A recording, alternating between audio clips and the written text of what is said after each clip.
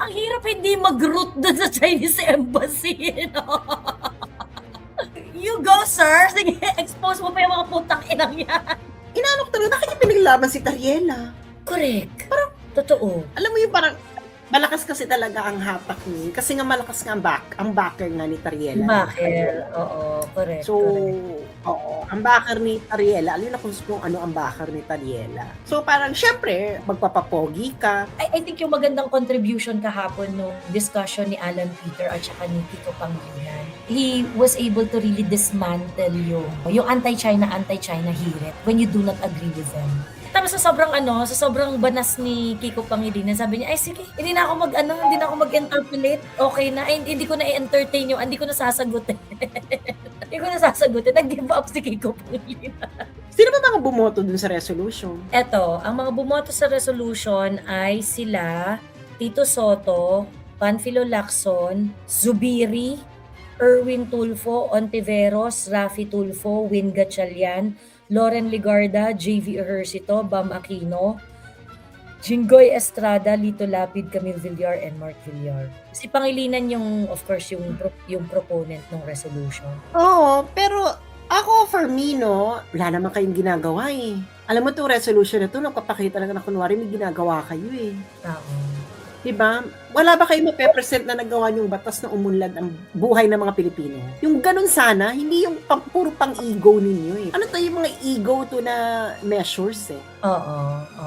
Alam mo yon, Joey, ego trip na mga measures, pero pag tinanong mo sa kanila, meron ba kayong mga papakitang batas na umunlad ang buhay ng mga Pilipino? Yung talagang nagkaroon ng impact. Ano sila eh, well, of course, ang pinopromote nila is yung, hindi, ilalaban namin yung Pilipinas ng, yung very shallow idea of loving the country. Jingoist nga eh, yung, hindi, ilalaban namin ang patayan ng Pilipinas. Ganun yung nila, ganun yung gusto nilang soundbite to the Filipino people. Na, hindi, wag kasi tayo kasi yun yung easy eh. Yun yung madaling argument. But dito, matatalo yung mga Pilipino kung hindi ka matyaga. Kakainin talaga kayo, lalasunin talaga kayo ng mga senador. Kagaya nitong mga senador na nagpumirma dito sa Senate Resolution number 256. 'Di ba? Na ang naging thrust ng kanilang pagpapromote dito sa Senate resolution na ito is that kung senador ka at hindi ka pipirma dito, ibig sabihin pro-China ka. And that is just so simplistic and very, very myopic view on how to approach our problem. But anyway, sa totoo lang, natutuwa akong panoorin yung bardahan na, yung kung paano tayo tinatrato ng China ngayon. Dahil, correction, hindi yung tayo. Kung paano tinatrato itong mga government sinatariela. Hindi, meron silang pa reciprocity on the persona non grata. Nakita mo ba yun? Oo. Alam mo, tawa ko ng tawa. Alam mo kung bakit? Oo. Alam mo kung bakit? Persona non grata mo kami dyan sa Kalayaan Municipality. Okay, edi ipepersona non grata din namin kayo sa China, sa Hong Kong at Macau. Nakakaloka kasi dito. Kung ikaw, di ba ang kalimitan, aminin ninyo to, ang kalimitan, bago ka mag-apply ng visa papuntang Europe at US, yung may mga pang-visa ba, kailangan mo na meron kang travel history. Kasi nung panahon natin, Joey, no, ang ginagawa ng mga Pilipino noon, babiyahe muna sila ng Hong Kong para matatakan yung passport. Para meron silang travel history. Kasi yung pinakamura. Pinakamadali, walang visa kasi sa Hong Kong. So ngayon, minus Hong Kong at Macau ka na. So ngayon, mamimili ka na lang Malaysia. Ay siguro naman mura lang naman pupunta na Malaysia at Thailand. Ewan ko, mura pa ba sa Hong Kong? Mas mura pa rin ba sa Hong Kong or mas mura lang bumiyahe papuntang Thailand? Mas mura na sa Southeast Asia. Kasi dati ang pinakamura Hong Kong eh. Pinakamalapit na pinakamura Hong Kong. Same, oo. Same na lang. Kasi dati sa Hong Kong nakakapag 9,000 pesos ako. Balikan eh. Cebu Pacific. Ganun ang eksena nila. So ngayon, ang nakakaloka kasi dito, alam mo yung nagpaka-petty na talaga yung Chinese embassy. Ang dito, tsaka yung comment, Yung Bex, yung commensurate lang talaga yung binibigay nila sa atin. Alam mo yun, yung parang pitik ka ng pitik ka, o di sige, pipitikin din kita. Ganyan, yung commensurate, yung parang sobrang hindi ka talaga importante na, o sige, gagawin ko, basta ko, lahat ng gagawin mo sa akin, gagawin ko sa'yo. Parang ganun yung ano niya, ganun yung atake ng China.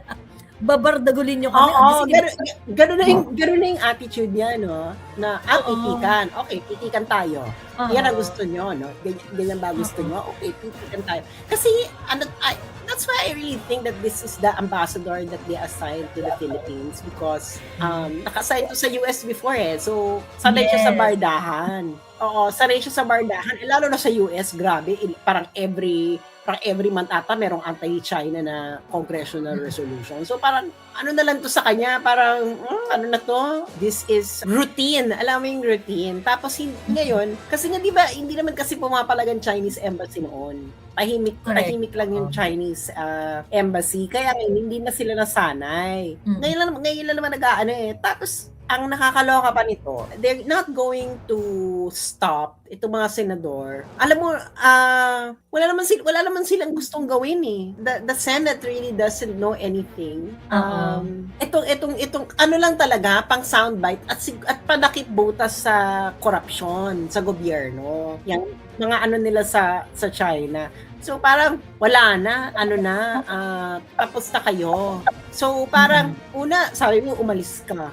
Tapos biglang sabi ni Tulfo, pwede naman tayong mag-usap. Ha? Parang Ay, nakakaaliw nga kasi yung the way China would deal with Philippine politician, nabubuko niya yung inconsistency ng mga government officials na to. It started dun sa bardahan na sinimulan ni Tariela. So, tapang kayo o di sige, ganyan. Sabi nung Chinese embassy, edi kung paalisin kami ng presidente ninyo, di aalis kami. Problema yan. Diba? O sabihin ng presidente ninyo, layas kami lahat. Ganyan. Ang problema yon, sabi ng China. at Sabi ni isasara Bongbong, namin yung Chinese embassy. Nakakaloka talaga. Diba? Isasara namin yung Chinese embassy. Yan talagang ang hirap hindi mag-root doon sa Chinese embassy. Parang, you go sir, sige, expose mo pa yung mga putang inang yan. Diba? Sobrang wala talagang dangal. And then, of course, syempre, si Bongbong Marcos, he cannot afford the Chinese embassy to close in the Philippines. He cannot afford that. That's going to have huge backlash if that would happen. So sabi ngayon ni Huge repercussions. Magiging unattractive ang Philippine economy. I'm gonna tell you. correct. Kasi meron kang major economic country na walang nasarado yung embassy sa'yo. Pagpapakita nun, tsaka ang bansang to. Palaaway. Ang liit-liit na nga lang, palaaway pa. True. Parang, tsak naman itong bansang to, kumakaaway, kala mo kaya. Kumakaaway, kala mo naman merong ibubuga. Diba? Ganun yung magiging attitude ng ibang bansa eh. Kung kunwari nagsara yung Chinese embassy, ang impression ng ibang bansa, tsaka naman itong bansang to, liit-liit, kala mo kung sino makipag-away. Bala kayo dyan kaysa madami kami. Kaysa madami kami sa away ninyo, mga higdot kayo. May kukwento ko sa inyo it's humiliating and funny at the same time. Naalala niyo yung sa Ayungin show, yung nagkaroon ng bardahan doon. I think it was 2 years ago. Was it 2 years ago? Yung meron pang, may drama pa si Browner na may naputulan ng daliri. Yung Oo. So meron kaming kachiga dito ni Ana. Na-dinner lang namin. Alam mo naman, syempre mga taga Southeast Asia, may mga bonding. Meron kaming ka-dinner na diplomat. Tapos nagkakalabas lang ng balitang yon. Tapos nalaloka kami ni Ana. Tapos sinanong namin yung diplomat. Kayo ba pag sinabi namin yung nangyayari na, oh my God, nagkaroon ng bardagulan dyan sa Ayungin show. May naputulan ng daliri, ganyan. Ito pa, tapos sinanong namin siya, ito pa pag nauwi ko sa gera, join kayo, ganyan. Join ba kayo sa Pilipinas, ganyan. Alam mo, tawa siya ng tawa. Sabi niya, tawa siya ng tawa. Sabi niya, are you insane, bitch? You already lost a thumb and you want to go to war to China? You already lost. Tapos sabi niya, bahala kayo. No, you're alone. Sabi niya, you're alone. Sabi niya, ginawa niya kami, you're alone on this. We would like to develop with China. You're alone on this. Sorry. Ganyan siya. True. Diyos me. Nakakadiri. Hindi talaga sinabihan talaga niya kami na parang sabi niya, napatulan ka na ng daliri. Gusto mo makipaggera? Hindi, napatulan ka na ng daliri. Tapos tinanong pa niya kami, paano napatulan ng daliri? Ganyan. Yung bangka na bangga-bangga lang, nagka-ano-anuhan lang yung mga lifeboat. Tapos lalo pa siya natawa. Akala pa naman niya, naputulan ng daliri dahil nagkabarilan, magkaroon ng action. Sabi niya, kaya imagine, naputulan ka ng daliri dahil bangga-bangga ka naman. Dahil naipit yung naipit Humiliating. Tapos binigyan pa yun ng award ni Browner. Tapos naalam yung binibigyan ng award yung Navy, yung parang hindi siya proud. Hindi siya proud. Ano nangyayari? Diyos me, ganun yung itsura niya. But anyway, itong ginawa ng China nga na to, so sabi dun sa post ng Chinese Embassy Manila, the so-called Kalayaan Municipality Council of the Philippines adopted resolutions in 2023 and 2026 declaring the Chinese ambassador to be a persona non grata in the municipality. Based on the principle of reciprocity, the individuals involved in fabricating the said resolutions are not welcome to enter China, including Hong Kong and Macau.